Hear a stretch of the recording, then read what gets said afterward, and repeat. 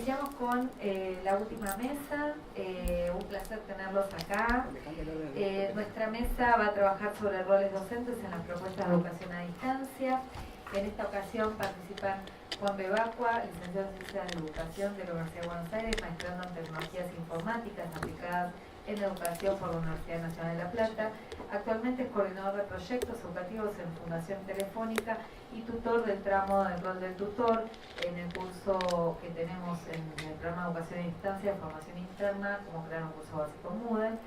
Natalia Stergen es licenciada en Ciencias de la Comunicación de la UBA, especialista en Magíster en Tecnología Educativa por la misma universidad, coordina el Diploma Superior en Culturas y Narrativas para la Infancia y la Juventud aquí en la Flaxo, integra el equipo de educación de formación a distancia de la Escuela de Maestros de Ciudad de Buenos Aires y coordina la producción de cursos innovadores autogestionados para INAP en articulación con Educar.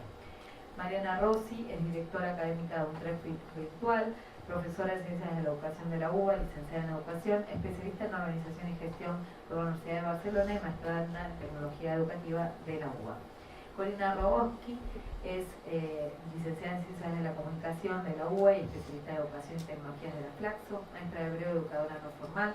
Trabaja en el PENT, aquí en la Flaxo, gestiona y dinamiza la red de graduados, trabajando colaborativamente en comunidad de práctica. Bueno, un placer tenerlos acá, así que bueno, los dejemos para que empiecen. Aquí les dejo una loca. Hola, buenas tardes. Buenas tardes a todos. Antes, ¿vos acá? Sí, antes de comenzar, quiero agradecer a Grisel y al equipo de la Flaxo Virtual por haberme invitado a participar de este panel. Saludar a mis compañeras de panel, un placer. Natalia, Corina y Mariana, perdón. Sinceramente me siento honrado de estar participando con personas, bueno, en el caso de Cori ya he trabajado en otras oportunidades, en otros proyectos, pero de Natalia, donde la he leído, lo sigo, yo sigo aprendiendo de ellos, así que para mí es un placer poder estar acá compartiendo esta mesa. Bueno, particularmente cuando conversé con Grisel y conversé con el equipo acerca de qué podíamos compartir acerca del rol del tutor en la formación a distancia, creíamos necesario poder compartir un análisis acerca de aquellas prácticas o hábitos deseables acerca de esta figura. Para desarrollar este análisis, que ya lo teníamos previamente elaborado, como consecuencia de una situación específica que nos había surgido en nuestro espacio de trabajo. Junto a Dora Nietzwicki, del área de educación y coordinadora e investigadora de la Flaxo, y junto al equipo de Grisel, habíamos recibido una propuesta de virtualizar una instancia presencial, una formación presencial, a una formación virtual. Y en ese proceso, en la cual era una propuesta muy fuerte, en la cual tenía mucha aceptación, el objetivo era generar y darle mayor alcance a través de la virtualización de la propuesta. Era un equipo muy fuerte de contenidos y de una formación institucional y académica en la cual era muy complicado poder hacer cambiar las formas de pensar. Y cuando nos acerca la propuesta y cuando conversamos cuáles eran los elementos claves para que esta propuesta funcionara, nos sucede que estaban de acuerdo con la posibilidad de incorporar un entorno virtual de enseñanza y aprendizaje, porque primero habían venido con ideas de incluir redes sociales y estar todo en un ecosistema digital, pero donde no había manera de poder establecer registros, avances y seguimientos de los cursantes. Habíamos llegado a un acuerdo de que todo se centralice en un entorno virtual de enseñanza y aprendizaje, que acá ven que es el logo del Moodle, que es el campus de la Flaxo, pero se nos surgió un problema, no estaban de acuerdo con la figura del tutor. Entonces, con Dora, que somos educadores, con Grisel, que tiene una fuerte formación en pedagogía, empezamos a utilizar todos nuestros fundamentos y argumentos al momento de querer defender esta posición y esta postura. La finalidad de esta institución quería introducir a una secretaria virtual o una asistente, donde técnicamente tenía que responder cuestiones administrativas y tal vez de navegabilidad, tal vez. Y para nosotros fue como muy importante e impactante. Y en ese momento dijimos, bueno, fuimos respetuosos, escuchamos la propuesta y comenzamos a hacer un proceso de construcción acerca de la figura del tutor, ¿sí? A través de ese proceso creíamos que si planteábamos algunos interrogantes, podíamos empezar a deconstruir esa figura y trabajar en los fundamentos que nosotros también lo teníamos identificados, pero para acercarles una nueva propuesta, porque nosotros entendemos al tutor como a ese intermediario que va a acompañar el proceso de aprendizaje en el cursante. Creemos que es la persona que tiene que brindar los estímulos, los apoyos, tiene que brindar toda una serie de estrategias y manejos de herramientas para poder brindarle el mayor nivel de autonomía a los cursantes. Es decir, que el cursante se pueda manejar cuando esté solo con el material a un paso más allá que si no estuviera. O sea, es una persona que tiene que estar, que tiene que acompañar y que los tiene que escuchar, ¿sí? Entonces, teníamos que, evidentemente, estas personas venían con una experiencia de formación a distancia no satisfecha y nosotros teníamos que deconstruir la figura, identificar hábitos deseables, buenas prácticas y competencias para transmitir, de manera que estas personas compren el modelo del cual nosotros estábamos muy convencidos.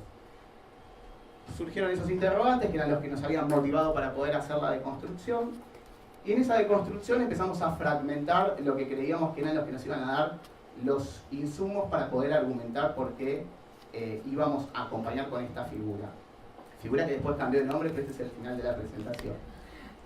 Estamos hablando de competencias deseables esperables. Hablamos de competencias digitales, que yo acá lo mencioné como competencias técnicas o tecnológicas, pero yo me siento cómodo hablando de competencias digitales. ¿Por qué? Porque no hace falta que tengamos un especialista tecnológico, informático, simplemente necesitamos a un alfabeto digital, ¿sí? Necesitamos una persona que tenga la idoneidad de poder manejarse con cualquier tipo de red social, ¿sí? ¿Pero por qué?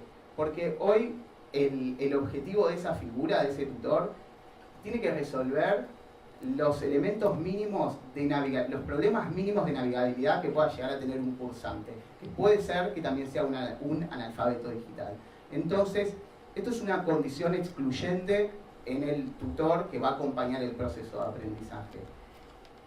Que no es lo mismo que competencia técnica y no es lo mismo una figura que no las dispone esas competencias, pero que se dedica simplemente a interpretar la plataforma. Porque muchas veces me ha pasado, yo actualmente coordino un programa de tutores que se llama La Comunidad Creando Código, un espacio de educación no formal.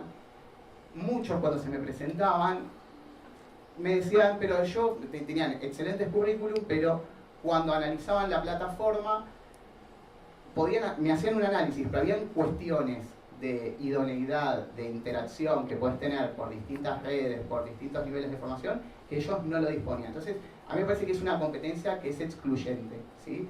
Yo acá hablo de 3 competencias, pero que son competencias que tienen que estar, se tienen que complementar y se tienen que trabajar en un mix. La pedagógica es la más fácil, es la que tiene que ser la didáctica, y tiene que tener esa capacidad de empatía, de liderazgo, de poder hacer la transferencia, para que puedan transmitir los contenidos. Entonces, en esa línea no me preocupaba. Y el otro punto que sí me preocupaba es la competencia comunicacional. Y ese es otro punto en el cual salió en el proceso de los hábitos deseados, ¿no? ¿Por qué? Porque la palabra, ¿sí?, y la escritura son los elementos claves por el cual se va manejando el tutor, ¿sí? Entonces, si no tiene la idoneidad o la facilidad de manejar un lenguaje no tan técnico, no tan académico, y tal vez si tiene la facilidad de utilizar un lenguaje coloquial, es un aspecto deseable y esperable para dentro de sus prácticas. Entonces, bueno, empezamos ya a desmenuzar la cebolla. Entonces dijimos, bueno, ya tenemos identificado las competencias. ¿Cómo vamos a fundamentar? Vamos a tener una figura que tiene que cumplir con al menos estas 3 características, dando de cuenta que la madre es la pedagógica y las restantes son las que tienen que complementar y apoyar.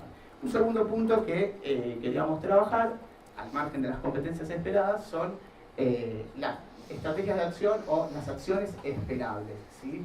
esta figura, cuando empezamos a ver, bueno, ¿a qué se va a dedicar? ¿Qué le vamos a decir que tiene que hacer? ¿Y qué es lo que le vamos a decir a esta institución? ¿A qué se va a dedicar? Un poco para que pueda ponderar su rol. En principio, este tutor tiene la obligación de conocer específicamente el contexto institucional donde está trabajando. Desde el momento que el tutor ya es parte del proyecto, él representa a la institución. Es como la escuela, es como cuando estás en la universidad. Representa a la institución. Así que no importa si el modelo de contratación es monoturista, contratado, si tiene múltiples tareas como todos los tutores, pero ahí ya sos parte de la institución y la tenés que respetar y la tenés que seguir y vas a defender y vos sos la cara ante esos cursantes. Un segundo punto, en todas las instancias previas, trabajar con herramientas, insumos. Es responsabilidad del tutor crear aquellos insumos que me permitan poder contribuir a esta autonomía que yo les compartí en la definición del tutor. ¿De qué estoy hablando? Las famosas hojas de ruta, los famosos cronogramas, los famosos programas. Si de antemano ya compartimos esa serie de recursos, vamos a simplificar no solo el nivel de pregunta que vamos a tener desde nuestro rol del tutor o desde las tareas a resolver, sino también vamos a empezar a favorecer, a enseñarle a esos cursantes a manejarse con un cierto nivel autónomo. Otra de las características, bueno, que también quería compartirles un ratito, es lo que va sucediendo a nivel que va pasando el curso. Cuando estamos en un nivel de inicio, depende del diseño didáctico de la propuesta, los tutores van teniendo mayores limitaciones o permisos para desarrollar actividades o no. Un elemento clave es en el inicio, más allá de poder dar la bienvenida, transmitir los objetivos pedagógicos del curso. Si cada semana se van abriendo clases, cada semana es necesario transmitir cuáles son los objetivos, qué es lo que se espera. Si evaluamos, tenemos que también transmitir con qué criterios estoy corrigiendo. Lo que me parece que es muy importante es saber los contextos de formación, ¿sí? No solo de formación, sino desde dónde vienen. Porque es muy importante hoy plantear propuestas o generar escenarios que son propensos al aprendizaje, pero que lamentablemente la conectividad de Ciudad Autónoma de Buenos Aires no es la misma que en el NOA. Lo comentó hoy hace muy poquito Cristian. Es muy posible hacer escenarios de aprendizaje, pero si nosotros no tenemos la posibilidad de conocer estos elementos, podemos hacer una excelente propuesta, pero que se puede ver afectada por estos elementos de contexto. Pero entonces es responsabilidad, no solo del diseño didáctico, sino también del tutor, de estar atento a estas cuestiones.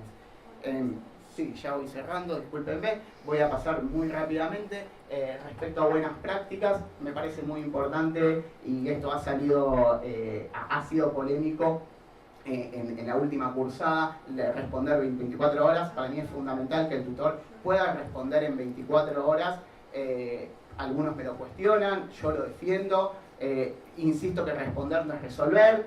Yo voy por una línea de, si estamos en un asado, le podemos decir sí, lo estoy viendo o lo voy a ver, pero de la misma manera que tenemos esa facilidad de contestar un WhatsApp, responder un tweet o un comentario de cualquier red social, yo creo que los tutores tenemos esa pasión por enseñar, así que creo que no afecta a nadie tomarnos esos minutos.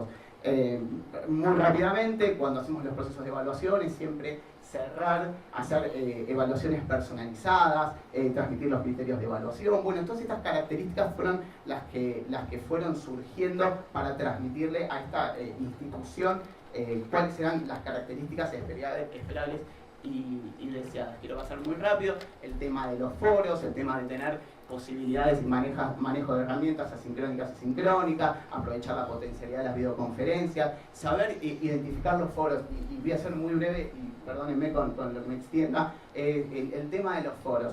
Generalmente el éxito o el fracaso de los foros no siempre depende de la predisposición y la voluntad de los cursantes. Muchas veces está mal planteada la actividad desde el inicio. Es importante saber interrogar, generar controversia, participar. Yo he visto foros donde el tutor ni se mete porque dice tienen que conversar los alumnos. No, el tutor tiene que recapitular, establecer nuevos interrogantes para invitar al debate. O sea, se tiene que involucrar, ¿sí? No es una figura pasiva. esta institución que se había acercado había tenido todas estas características negativas. Entonces, como consecuencia de eso, para nosotros este ejercicio nos sirvió para defender por qué era importante esta figura que acompañe el aprendizaje. Y bueno, manejo otras herramientas, esto de Murally, Padlet, Facebook, siempre invitar a salir de la plataforma, pero siempre volver. La importancia del LMS y de manejar estas competencias digitales. Y ya voy cerrando. ¿Cómo se resolvió esto? Técnicamente en una variación semántica. Los definimos como referentes académicos y referentes de acompañamiento, donde dijimos que podía una persona o dos podían tomar este rol. El referente académico iba a ser el famoso experto en contenido, el que se iba a dedicar a hacer las videoconferencias, donde tenía toda su presencia de formación, y después estaba el referente de acompañamiento, que era el que cumplía todas esas características, pero que trabaja mancomunadamente con el referente académico y tiene ese nivel de formación. Y por último, para cerrar, siempre queremos, y yo trato de transmitirle a mis compañeros, y también lo he aprendido, creo que de haberle leído a Natalia en una oportunidad, es que muchas veces la tarea del tutor siempre se ve condicionada y limitada por el diseño didáctico de una propuesta. Pero también puede ser al revés. Una propuesta puede ser excelente y se puede ver totalmente perjudicada por el rol del tutor. Así que muchas gracias.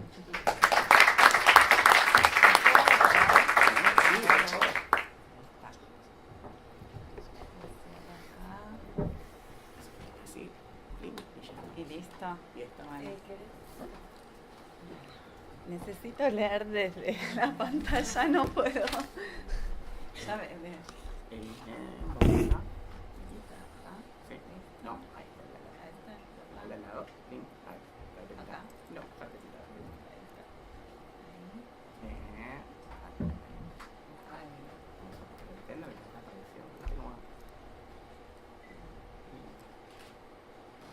nos cambian el Windows y ya más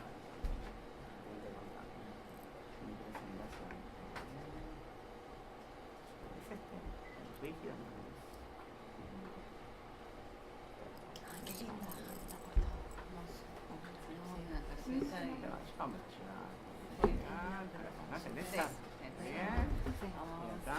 Siente cómodo y acá. Muy bien.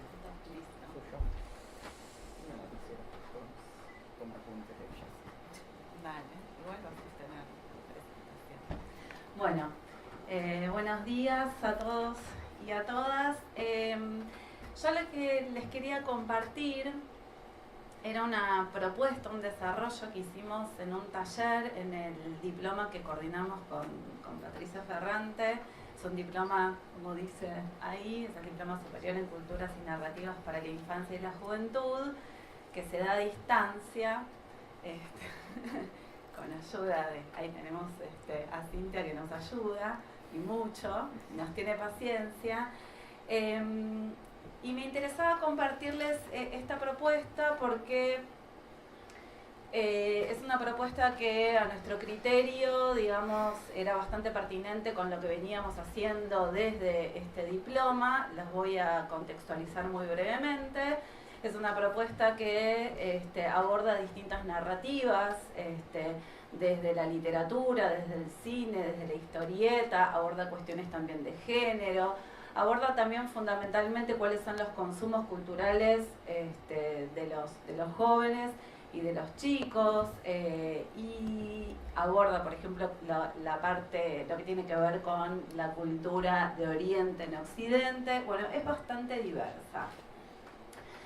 Este taller fue desarrollado más o menos después de bastante pasado de la mitad de año, con lo cual ya los estudiantes, que en su mayoría tienen algún tipo de contacto con estos destinatarios, con jóvenes y niños, ya sea porque son docentes o porque están en industrias culturales que dirigen sus productos hacia jóvenes, niños, niñas y adolescentes, o niñes, como les guste decir. Y bueno, este taller de spin-off, no sé si ustedes saben lo que es un spin-off. En general un spin-off es un derivativo, es una producción que se deriva de una producción canónica o principal, lo que nosotros conocemos, por ejemplo, como secuelas o precuelas, tiene que ver con eso. O sea, tenemos un relato principal, canónico, que después la misma industria puede llegar a desarrollar algún personaje que no fue desarrollado en la historia principal, ya sea porque fue un personaje secundario y después se convierte en un personaje principal, o en una precuela, por ejemplo, contando la vida de esa persona antes, digamos, antes de que hubiese aparecido en el relato principal.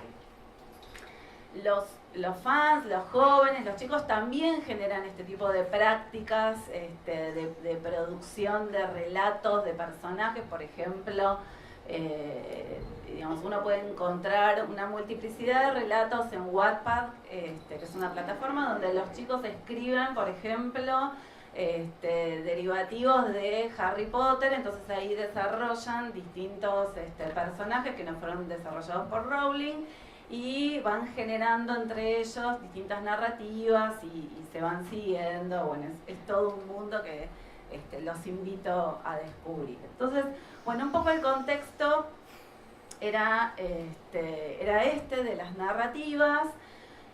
En paralelo, el marco teórico tenía que ver con poder dar cuenta de estos mundos narrativos que habitan los niños y los jóvenes. Se los introdujo a los estudiantes en todo lo que tiene que ver con la terminología de qué son los booktubers, los youtubers, los instagramers y toda una cantidad de neologismos que hoy ya no son tan nuevos, pero a veces sí resultan nuevos para los que están del otro lado, ¿no? Los estudiantes. Y bueno, y toda la cuestión que tiene que ver con la ficción juvenil y sus géneros, fundamentalmente, digamos, en este caso abordado, digamos, las letras mayúsculas tienen que ver con quién aborda cada cosa. En este caso, M era Mariana Enríquez, el de arriba OR era Omar Rincón, y digamos, y el texto que está en el medio tenía que ver con una escritura que hicimos con Ariana Bacchieri, Patricia Ferrante y Natalia Sturgeon. No, todavía no. Nos fuimos.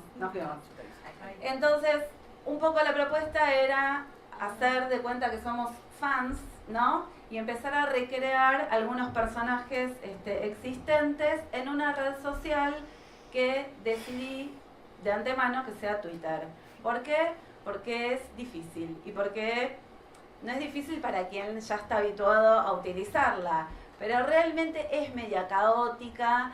Y en general los adultos que están del otro lado no tienen un manejo, y si lo usan en realidad siempre es un porcentaje muy mínimo respecto de la mayoría.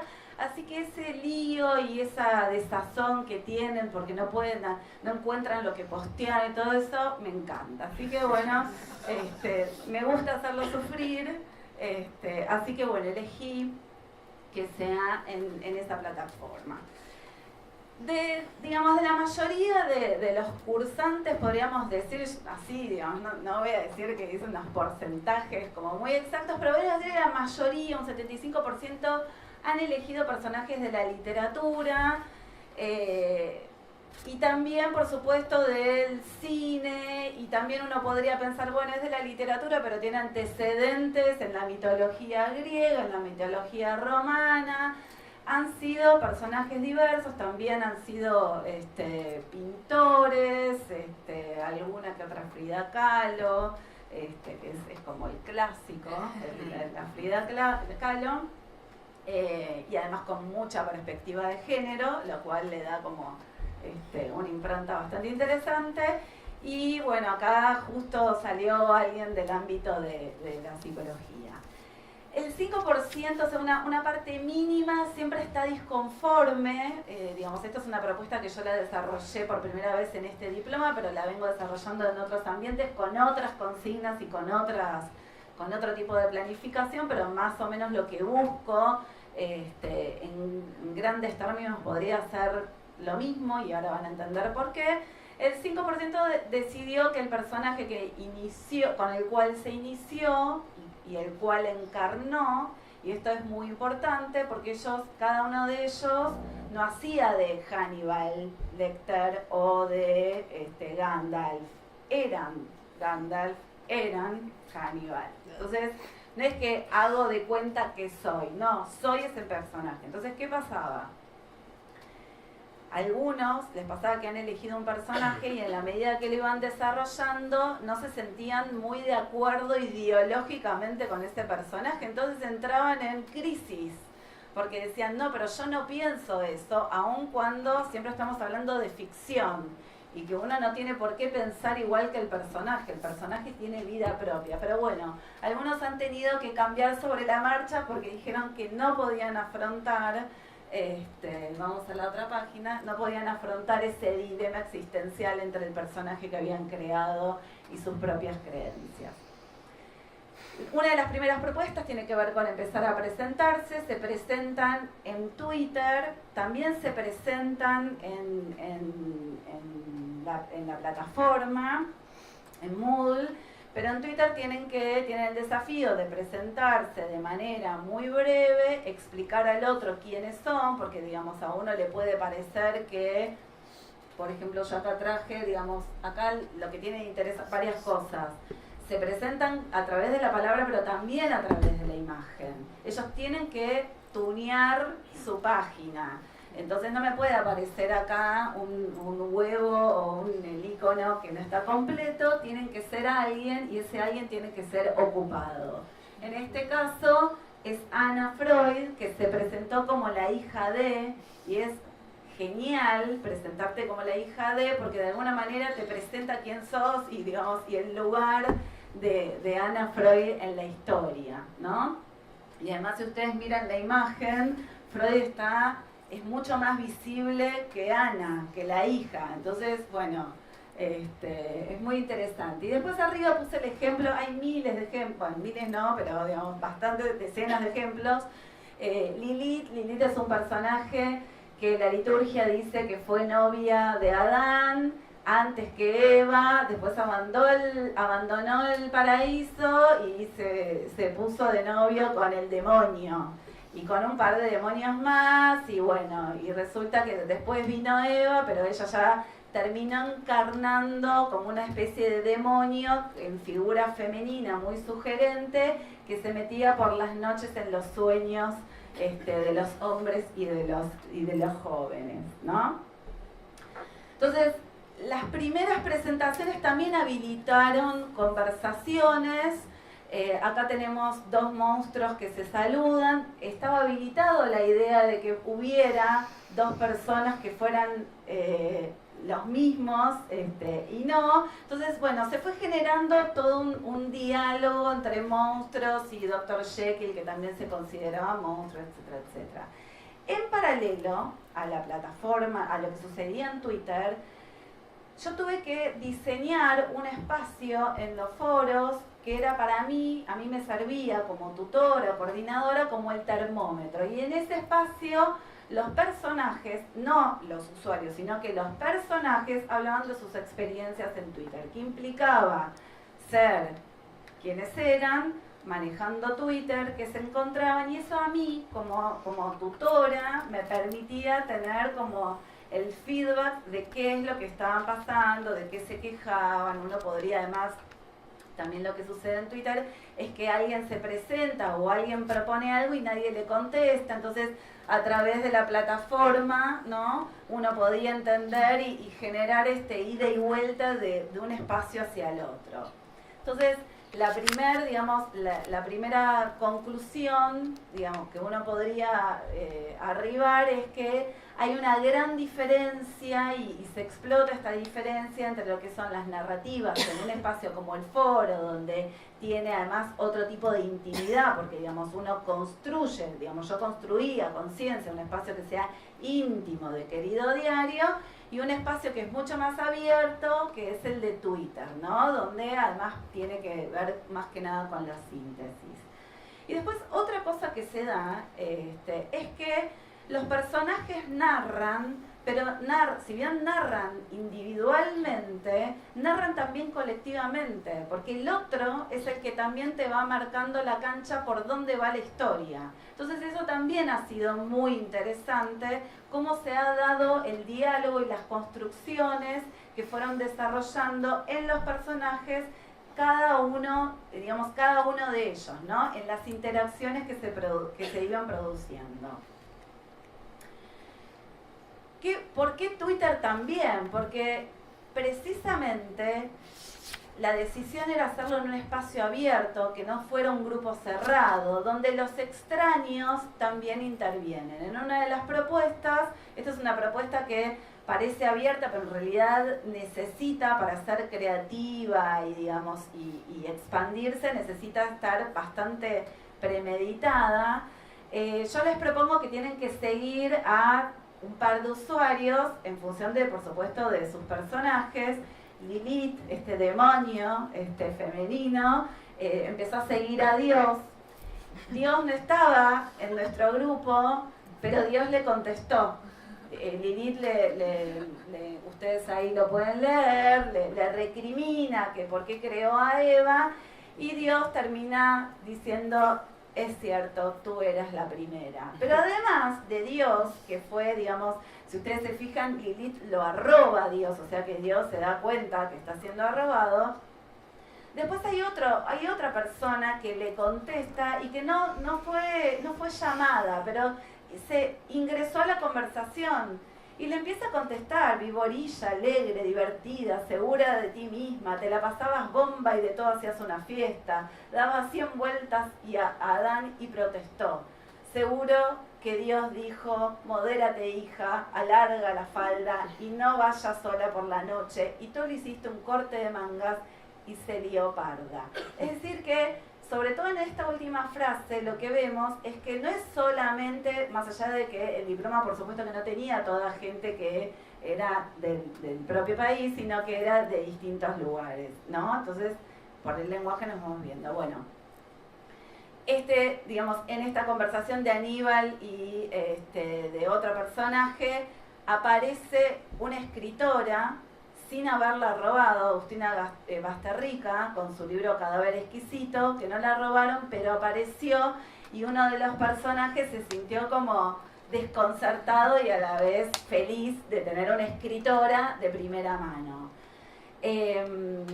Por supuesto, también, como ustedes piensen que en Twitter los personajes también había personas, también por fuera del grupo, que no podían creer que ese personaje... ¿Sos vos? ¿Es verdad que sos vos?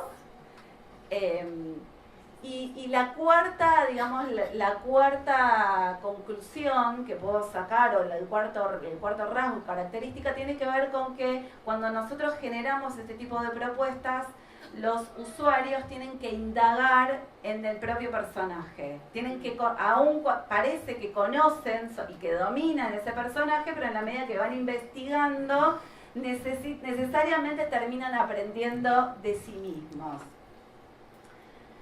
Y también, cuando yo necesito dialogar con otros, y en este sentido, digamos, un poco para sintetizar cuál era mi rol, digamos, como tutora, o como coordinadora, o como docente de este taller, yo me siento un poco más como la anfitriona, ¿no? Es como servir la mesa y vienen los invitados, pero si los invitados no le ponen un poco de onda, la reunión no pasa nada. Bueno, en este caso el taller tiene que ver con eso, ¿no? Con que de alguna manera, si bien yo estoy presente y voy articulando, también tengo que generar el espacio para que sean los otros los que tomen su propia palabra y hablen. En paralelo, transitar esta experiencia, como avanzábamos también con el tema de desarrollar el querido diario, se empezaban a ver las dificultades, que no estoy habituado a esto, que no encuentro mis posteos, que tengo que pensar en lo que es la síntesis para poder escribir, porque me ponen un límite, etcétera, etcétera. Como ahora. Entonces, un poco para sintetizar la idea de este caos que sufrieron, y porque digamos fue un poquito de sufrimiento, pero también hubo bastante goce, tiene que ver con ponerse en el lugar de los propios destinatarios, digamos, con los cuales uno se conecta día a día en su ámbito laboral, que son los jóvenes, los niños y los adolescentes. que hacen precisamente, viven en este caos, en estos fragmentos de textos que unen, que generan personajes, que prueban, que valoran las configuraciones estéticas, muy por el contrario a lo que sucede en los ámbitos formales de aprendizaje, donde todo es secuencial, lineal, y determinado y acotado. Es un espacio donde los chicos construyen sus identidades, las gestionan en función del feedback de los otros, y esta experiencia lo que les permitía a todos estos docentes era poder transitar, ponerse en el lugar, pero no desde la teoría, porque ya lo veníamos haciendo, ellos ya venían indagando en las prácticas juveniles, yendo al territorio, contando qué les pasaba con respecto a tal o cual producción, pero en este caso la propuesta fue: ahora ustedes van a vivir este caos en el que viven los chicos, con más sufrimiento, porque los chicos no lo viven con sufrimiento. Y es eso un poco la experiencia que les quería compartir muy rápidamente para que puedan hablar los demás. Así que muchas gracias.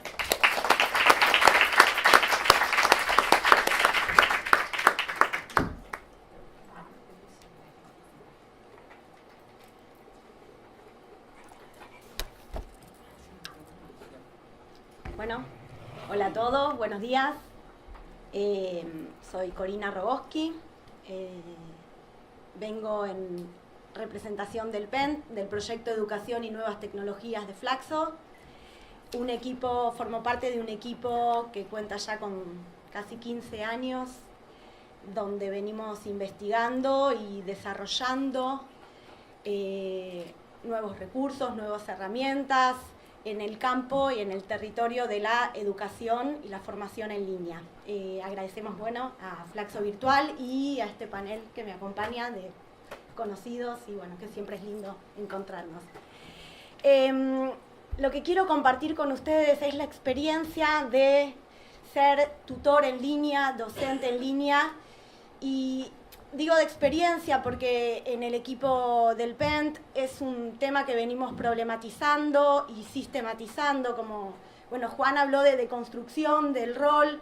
Nosotros venimos constantemente cuestionándonos cómo ejercemos nosotros la tutoría desde el PENT, desde un equipo de trabajo.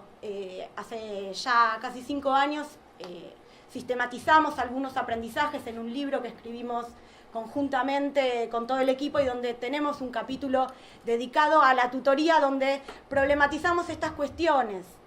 En primer lugar, tomamos el término tutor, y si nos alejamos del ámbito estrictamente del aprendizaje, podemos ver que desde la botánica el tutor es aquello que sostiene el crecimiento de un árbol hasta que las ramas se fortalecen y pueden seguir afianzadas independientemente.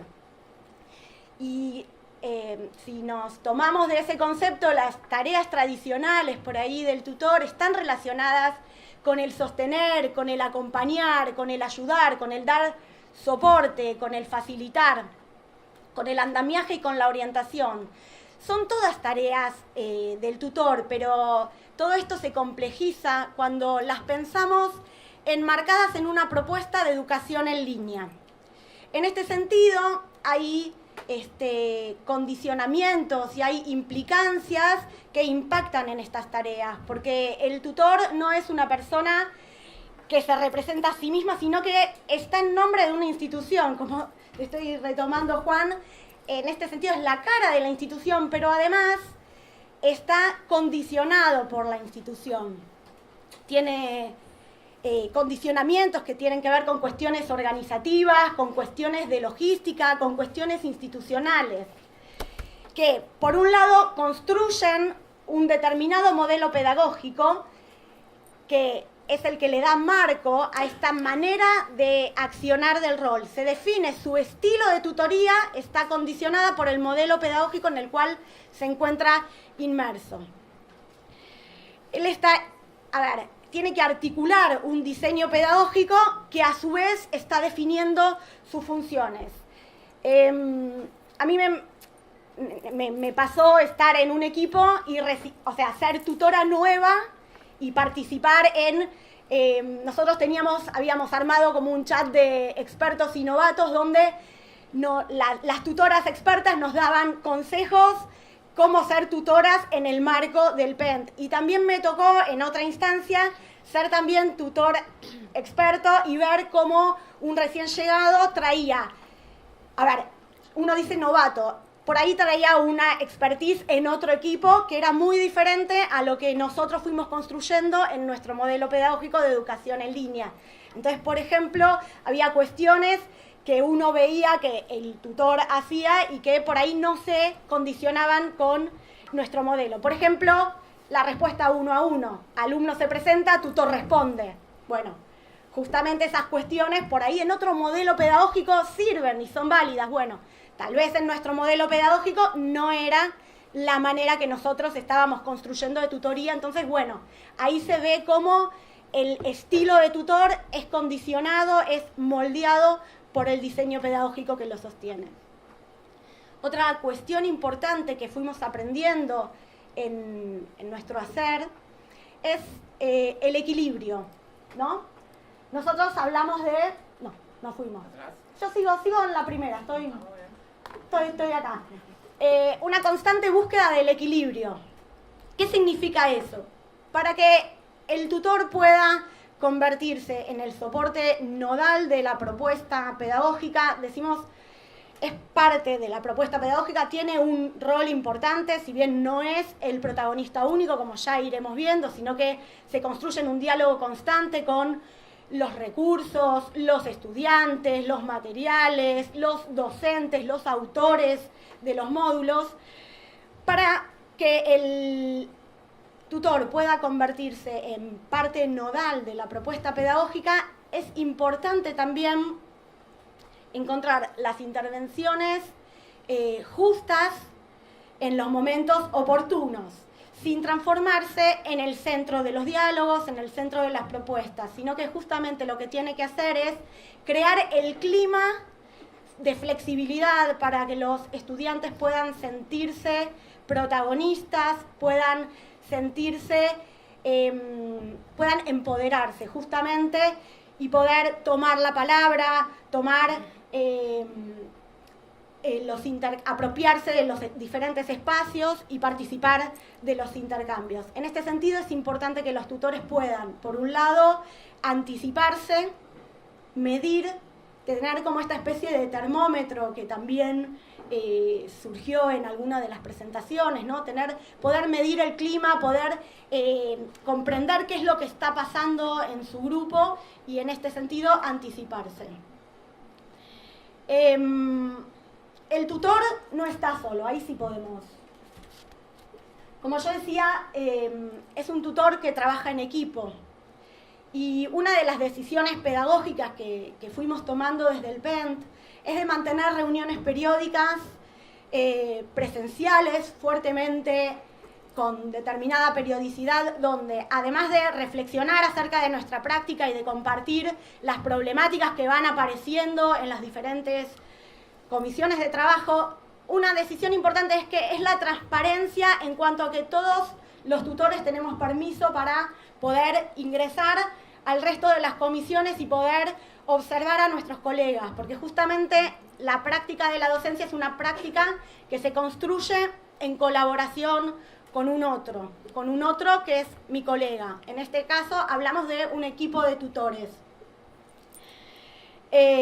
Y algo interesante del equipo de tutores es que también forma parte de las ideas y de las decisiones de diseño, porque uno puede diseñar y uno puede pensar, pero cuando se implementa realmente la propuesta, es en la práctica donde surgen los inconvenientes o no, o por el contrario, donde podemos identificar las fortalezas. Entonces, es muy interesante este ida y vuelta que se va construyendo entre los diferentes actores que forman parte de la propuesta pedagógica.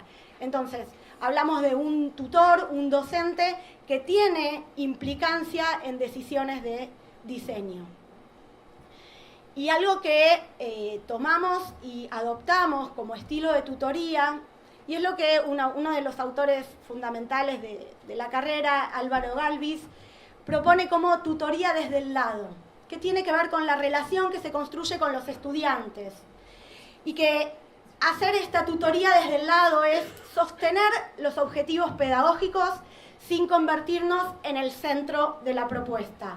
Tiene que ver con promover dinámicas de trabajo, con retomar interrogantes, realizar sistematizaciones, poder identificar interrogantes y poder también alentar a los estudiantes a que ellos mismos también puedan ser quienes planteen los suyos. Este estilo de tutoría justamente se contrapone con una tutoría desde el centro, que es lo más parecido a la clase magistral, donde es el tutor o el profesor que es el que hace la síntesis, el que expone el contenido y es el que dialoga uno a uno con el estudiante. Justamente este modelo lo que propone es poder alentar a la construcción de los diálogos y fortalecer los espacios comunes que son, cuando uno busca una propuesta en línea, justamente lo que busca también es compartir con otros estudiantes, compartir espacios de profundización, espacios donde sucedan cosas interesantes. Entonces justamente lo que tiene que medir y lo que tiene que hacer un buen tutor es... Me escucho en exterior. Lo que tiene que hacer justamente un buen tutor es potenciar estos espacios y ser como el encargado para que estas dinámicas acontezcan. Una de las cuestiones que habla, que trae este autor, Álvaro Galvis, es un silencio activo, ¿no? Estas veces cuando el docente tiene que evaluar si se tiene que callar o si tiene que intervenir. Y muchas veces nos pasa que decimos, hay que esperar, hay que esperar, hay que esperar. Y ese esperar muchas veces es dar lugar a que un estudiante lo haga. No siempre el docente es el que tiene que dar todas las respuestas, sino justamente este empoderamiento de los estudiantes tiene que ver con este silencio activo, con hacer un silencio, pero este silencio no significa desaparecer, sino que significa estar atento, estar alerta, conocer qué es lo que está sucediendo en el campus y actuar en el momento necesario. Estamos hablando de la docencia como una práctica reflexiva. La docencia como una práctica reflexiva, bueno, implica todas estas cuestiones, reflexionar sobre estas cuestiones, ser conscientes y poder trabajarlas y con una mirada crítica constantemente. O sea, nunca estamos conformes con lo que hacemos, siempre estamos como buscándole una vuelta más. Ahora sí. Bueno, tensiones. Fueron saliendo a lo largo de la mañana, tuve el gusto de estar este es el tercer panel, estuve en los anteriores y son todas cuestiones que fueron identificando. Natalia, vos también hablaste de algunas de ellas, Juan también. Está el campus, pero hoy la verdad es que hay un más allá del campus. El campus es el punto de encuentro, pero la realidad es que nuestros estudiantes habitan otros espacios. Bueno, en una época se nos pasó por la cabeza, no, solamente tienen que estar en el campus y vale lo que está en el campus. Maduramos. Son muchos años de reflexión sobre la docencia. Y bueno, el más allá del campus hoy son espacios donde todos habitamos, donde nuestros alumnos habitan tal vez mucho más espontáneamente que el campus. Entonces justamente el docente tiene que estar atento a esto y ver la manera de recuperar y de potenciar también estos espacios. Lo individual y lo grupal es siempre una de las tensiones, ¿no?, que se presenta en la educación en línea, cómo potenciar los espacios grupales, pero recuperando también la individualidad de los estudiantes. Y también del lado de los estudiantes es una preocupación porque está siempre presente, yo trabajo, el otro no, y cómo poder mediar estas situaciones y lograr que salga algo bueno de estas construcciones grupales. Cómo registrar los procesos es siempre uno de nuestras tensiones. En una época habíamos pedido que hagan una síntesis de todas aquellas cuestiones y todos esos diálogos que los alumnos mantenían en espacios fuera del campus, y eso nos ayudaba bastante y fue como una manera interesante para recuperar estos diálogos en los otros territorios tecnológicos habitados por ellos. Y por el otro lado, la lectura de silencios. Muchas veces leer los silencios uno siente que hay silencio en el campus, pero en verdad hay mucho trabajo, mucha acción fuera del campus. Todo se relaciona con todo, con el más allá del campus. Y los desafíos que hoy nos planteamos desde el equipo tiene que ver con explorar nuevos territorios, con aventurarnos a diseñar entornos más complejos que impliquen inmersiones, porque un lema de nuestro equipo es que la forma es contenido. Entonces la forma en que nosotros transmitimos nuestros aprendizajes, nuestras enseñanzas, para nosotros es parte del contenido, no es inocente los entornos que diseñamos ni los dispositivos que utilizamos. Hoy también salió la idea de recorridos alterados, la idea de buscar nuevas maneras de recorrer las historias, los procesos de aprendizaje. Justamente Valeria decía esto de poder elegir trayectos. Bueno, esto es algo que nosotros trabajamos fuertemente, y que los estudiantes puedan elegir trayectos implica que en otro momento el docente va a tener que retomar y recuperar estas experiencias que no son las mismas en todos los estudiantes. Hay estudiantes que eligen un trayecto, estudiantes que van por otro, pero esta experiencia formativa hay que recuperarla. Entonces, bueno, es un desafío del docente en estos territorios poder recuperar estas cuestiones. Y cuando hablamos de experiencias de aprendizaje, hablamos de experiencias complejas y, como diría David Perkins, completas, que abarcan procesos completos donde el estudiante conoce propuestas totales y puede recorrerlas en su totalidad. Así que bueno, esta es un poco nuestra manera de comprender la docencia desde el equipo del PENT.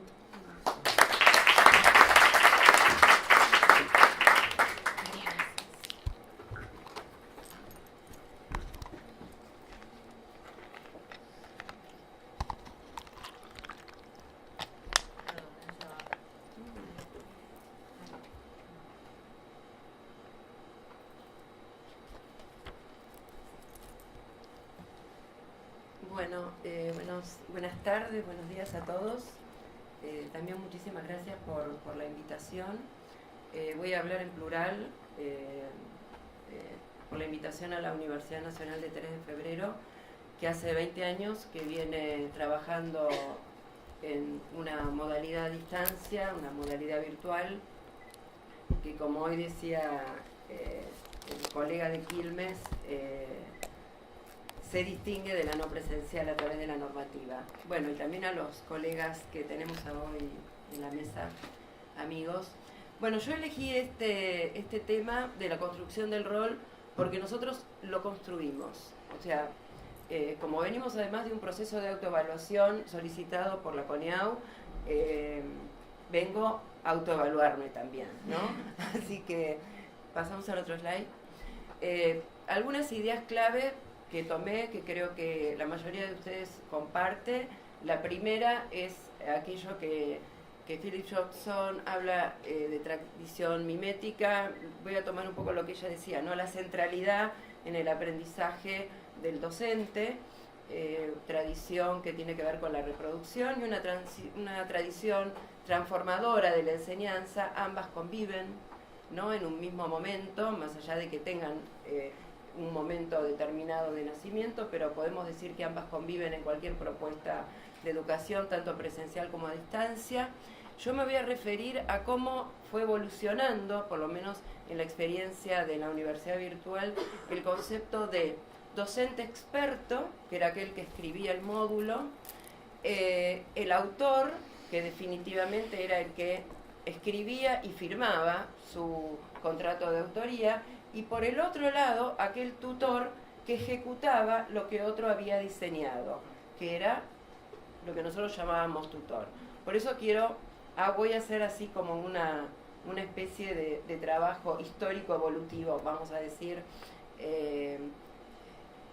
Por el otro lado, quiero marcar que hubo una ruptura en todo eso y que tiene que ver con los nuevos escenarios tecnológicos que nos afectaron a todos. Fundamentalmente hackearon las prácticas de enseñanza, lo digo con mucho orgullo, ¿no? Que nos pusieron en jaque a todos nosotros, y fundamentalmente en 3 aspectos a los cuales me voy a referir. El primero tiene que ver con el epistemológico. Hoy no se puede construir conocimiento si no es con tecnología, y eso tiene que implicar un cambio en las prácticas de enseñanza, especialmente en las enseñanzas a distancia, virtuales, ¿no? Lo voy a decir casi como sinónimo. Por el otro lado, lo que Mariana Maggio acerca en casi todos sus escritos, y es trabajar con la tendencia cultural de nuestros alumnos. Como muy bien decían las colegas, los alumnos están en Facebook, están en Twitter, están en Instagram, etcétera, etcétera, etcétera. Y por el otro lado, que la incorporación de tecnologías nos abre nuevos campos convergentes, hipermediales, a los cuales la enseñanza hoy no puede desconocer. Pasamos al otro slide. Bueno, esta es un poco la génesis de la Universidad Virtual de 3 de febrero. Yo creo que nosotros partimos de esta tradición mimética y también racionalista, tecnicista, de dividir aquellos que diseñan, aquellos que desarrollan el plan de trabajo y el módulo, y aquellos que lo ejecutan. Nosotros llamábamos a los autores, a los que lo diseñaban, y tutores, aquellos que finalmente lo ejecutaban o trabajaban con los alumnos en algunos espacios. Yo puse, en este caso, el foro y el correo electrónico. Pasamos al otro slide. Y voy a trabajar rápidamente 2 escenarios con la misma pregunta. ¿Dónde está el docente? Era la pregunta que siempre me hacían o nos seguían haciendo los mismos profesores de la universidad, ¿no? En las guías de autor que nosotros entregábamos, decíamos que el docente, como autor, estaba en el módulo. O sea, que el módulo que escribía, que además lo escribía con un procesador didáctico, lo escribía con un diseñador en comunicación, o sea que la práctica de enseñanza estaba dividida, ¿no?, en muchos, digamos, parcelas, desde la escritura del texto, la escritura más didáctica, cuando pasaba por el procesador, finalmente volvía al experto y finalmente se hacía un trabajo en HTML. O sea que la práctica de enseñanza estaba totalmente dividida. Y la pregunta era, bueno, ¿dónde está el docente? En el módulo. ¿Dónde está el tutor? En el foro. ¿Para qué? Para comunicarse. No hablábamos en ese momento, y yo me estoy refiriendo acá al año 2000, 2001, donde ya las tecnologías habían irrumpido, estaban irrumpiendo sobre la enseñanza, pero nos seguíamos manejando con este modelo. Pasamos al otro escenario, que casi es igual. Yo puse una foto del módulo porque el módulo se podía leer en formato papel, si lo imprimían, o también lo podían navegar, ¿no? Pero digamos, el espíritu era exactamente el mismo. Decíamos en ese momento que hacíamos foco en el alumno y no en el docente, porque el docente estaba en el módulo, nos interesaba el alumno y el aprendizaje del alumno, y el alumno empezaba ahora a poder comunicarse. Digo la palabra comunicarse porque ahora vamos a trabajar otra instancia de foro que tiene que ver con el foro. No solo se comunican, sino es el lugar donde se construye el conocimiento a partir de una participación activa, como decía recién Corina, el docente como, digamos, garantizador, el que garantiza que se construye ese conocimiento. Entonces dejamos de hablar del tutor. No es porque esté, digamos, en contra de utilizar esa palabra, pero muchas veces a los alumnos, después de 5 años, porque también tenemos carreras, o sea, nosotros tenemos 30 carreras de grado, los alumnos confunden porque tienen un tutor facilitador que trabaja más cuestiones personales. Entonces el docente es el profesor de la asignatura. Posiblemente a veces tome un rol más de mentor y de acompañamiento, pero es el profesor, es el que garantiza, es el que de alguna manera impulsa que se construya aprendizaje, se construya conocimiento, que todo ese torrente informativo que encuentra en las redes, en Wikipedia, en distintos formatos de internet, lo transforma en conocimiento. Ese para nosotros hoy es el rol del tutor. Pasamos al otro slide. Con la irrupción, vamos a decir, de las nuevas tecnologías, nosotros empezamos a trabajar esto y a decir, bueno, ¿qué cambiamos en las prácticas de enseñanza? Pasamos al otro slide. Pasamos al otro slide también. cómo irrumpe en las prácticas de enseñanza. Entonces ya la pregunta no es dónde está el docente, la pregunta es dónde está el equipo docente. Empezamos a hablar de comunidades de práctica, también tomo algunas de las ideas que decían acá. Me parece que la idea de comunidades de práctica es una idea muy interesante porque hay muchos docentes trabajando, investigando sobre lo que se está haciendo. El docente donde está, ese equipo donde está produciendo materiales de aprendizaje. ¿Cuál es el rol acá del tecnólogo educativo?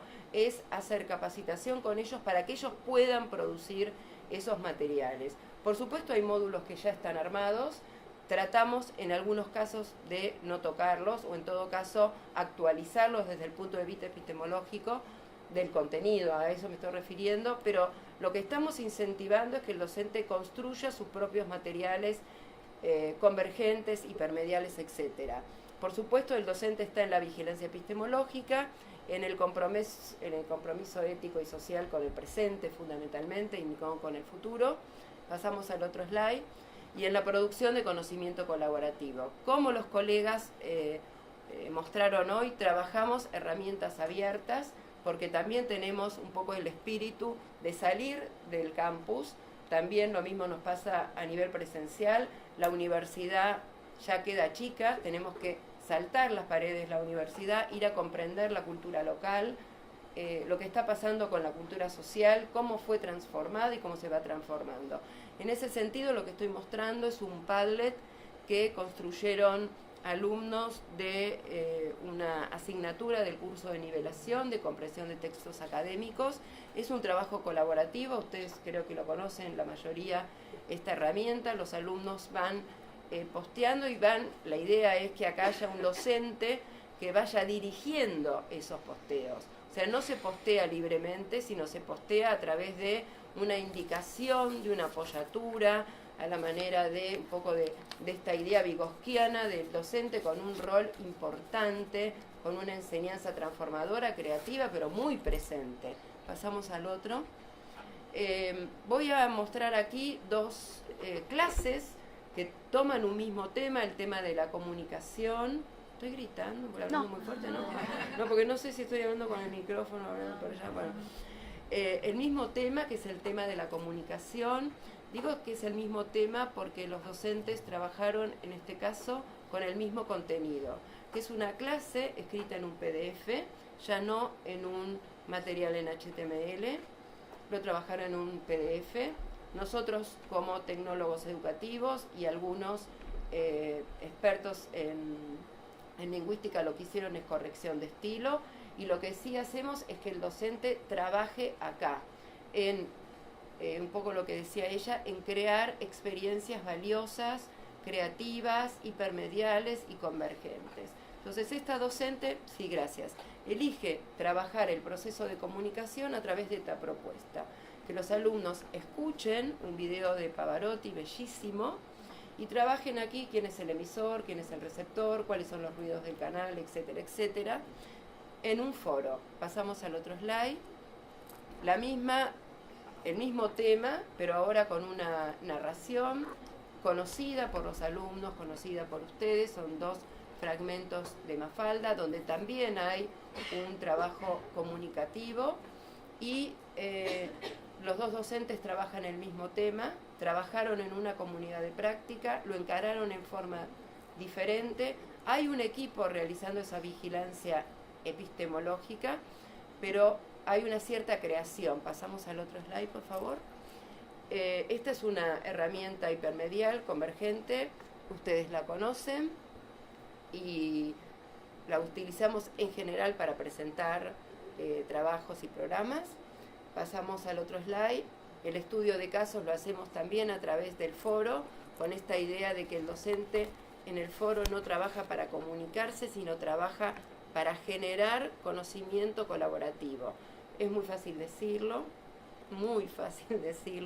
es muy difícil llevarlo adelante, especialmente porque los docentes se tienen que preparar para poder ser el que garantice que ese conocimiento que va viniendo de distintos lugares sea ese conocimiento que tiene que de alguna manera utilizar, pero lo interesante es que lo toma para la toma de decisiones. O sea, el alumno va incorporando conocimiento para la toma de decisiones. ¿De dónde lo incorpora? De distintas fuentes, primarias, secundarias.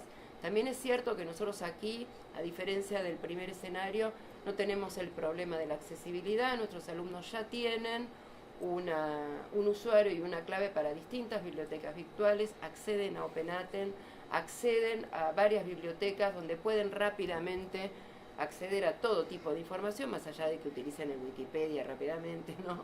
Porque esto nos pasa a todos, pero creo que poder acceder a este otro material nos da también a nosotros un plus que en ese momento no teníamos. Pasamos al otro slide y es simplemente un ejemplo de cómo un docente nuestro trabajó con un representante de una comunidad. Las preguntas las hacen los alumnos, como si estuviéramos aquí, y los alumnos ven y le preguntan a un exponente de la comunidad local lo que está trabajando. Pasamos al otro slide ya para cerrar. Entonces, a la pregunta que nos veníamos haciendo, ¿dónde está el docente? ¿Cuál es el rol docente? Y digo docente porque me gusta este término, el término profesor.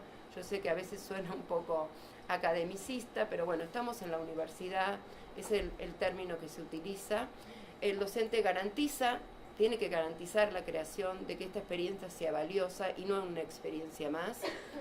Tiene que intervenir en el proceso de búsqueda de fuentes y tiene que impulsar la ética en el trabajo colaborativo. Pasamos al último slide. Este para nosotros es el desafío de hoy, que creo que posiblemente sea el desafío de todos, y es cómo documentamos las prácticas de enseñanza para poder llegar a ser, como nos enseñó Edith Lewin, un metaanálisis de nuestras prácticas. Esto, a diferencia de otros momentos, no lo podíamos hacer, hoy lo podemos hacer. Claramente. De hecho, conversábamos con las colegas, los docentes están mirando lo que hicieron el bimestre pasado y están continuamente diciendo, no, pero esto sí, esto no, mirá lo que ocurrió, mirá qué me pasó. Bueno, creo que fomentar el metaanálisis es hoy para nosotros el gran desafío y lo que nos permite hoy las nuevas tecnologías. Así que bueno, muchísimas gracias por estar acá.